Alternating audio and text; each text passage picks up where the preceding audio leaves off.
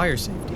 A hot topic for this time of the year. It's cold outside, heaters are being cranked up to make houses and businesses nice and cozy, and some people are trying to plug too many seasonal decorations into one outlet. There are many simple and easy practices that you can use to ensure your home or business doesn't end up like a crispy holiday turkey.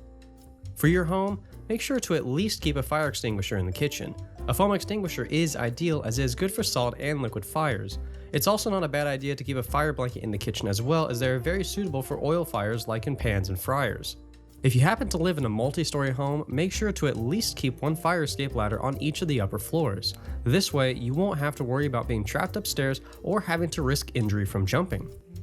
If you or someone you know has a bad habit of cramming as many plugs as they can into an outlet, then take note. Plugging too many power-hungry decorations into an outlet will increase the risk of an electrical fire, which you can't just douse with water. There are a lot of factors that play into this, but to keep things simple, use decorations with LED light bulbs, cycle decorations on and off with timers, and cross-reference your decoration setup with your circuit breaker. Most homes have all the outlets in a single room tied to just one breaker switch. Moving over to businesses. The big difference here is that many fire and safety practices are mandatory via policy, if not already by law. For OCCHD, it's policy that candles may not be burned and anyone that uses a space heater is responsible for it, and so is their immediate supervisor. It is also policy that no smoking or vaping is allowed anywhere on OCCHD property or in company vehicles.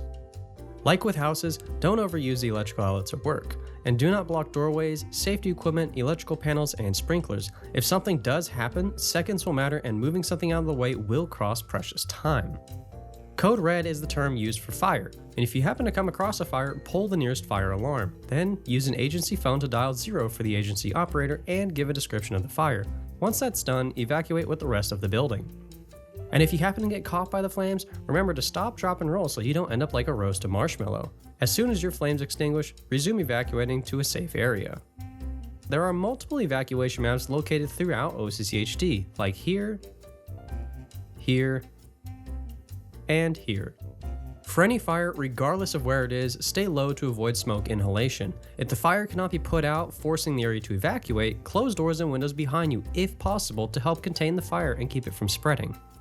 Preparation is key to maximizing safety. At least once a year, ideally twice a year, inspect all safety equipment like smoke and carbon monoxide detectors. Make sure windows can be easily opened, take inventory with pictures to help with insurance claims, store irreplaceable and very important items either in a fireproof safe or somewhere off-site, and lastly, run a simulated fire drill.